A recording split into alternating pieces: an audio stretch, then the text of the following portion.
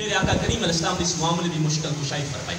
سرکار مدینہ صلی اللہ علیہ وسلم نے فرمایا، اے لوگوں، اگر تم چاہتے ہو کہ کل قیامت والے دن تمہارے گناہوں کے خلاف یہ 4 گواہ رب کی بارگاہ میں پیش نہ ہو تو پھر کیا کرو؟ کہا پھر ایک ہی کام ہے، سجدے کے اندر پڑھ کر، سجدے کے اندر جا کر 4 آنسو بہا کر ندامت سے شرمندگی اختیار کر کے رب کے حضور اپنے گناہوں سے سچے توبہ کر لو. کہا اگر تمہاری سچی توبہ رب نے قبول فرما لی، کہا نہ صرف 4 گواہوں کی گواہی کو ختم کر دے گا بلکہ رب ذوالجلال تمہارے گناہوں کو بھی نیکیوں کے اندر بدل دے گا. اس دن ہمارے ایک ایک عمل کی گواہی یہ زمین بھی جو ہے وہ وہاں پر بول کر دے گی.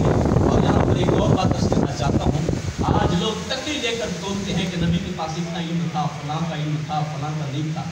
نبی کے پاس آج کا علم ہے، کل کا علم نہیں ہے.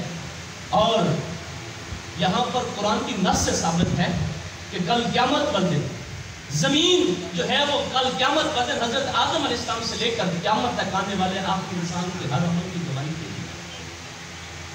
تو جب زمین کے علم کا یہ مقام ہے تو رحمت للعالمین کے علم کا مقام کیا ہے؟ سبحان اللہ. جب زمین پوری عالم انسانیت کے ہر عمل سے واقف ہے اور اس کا علم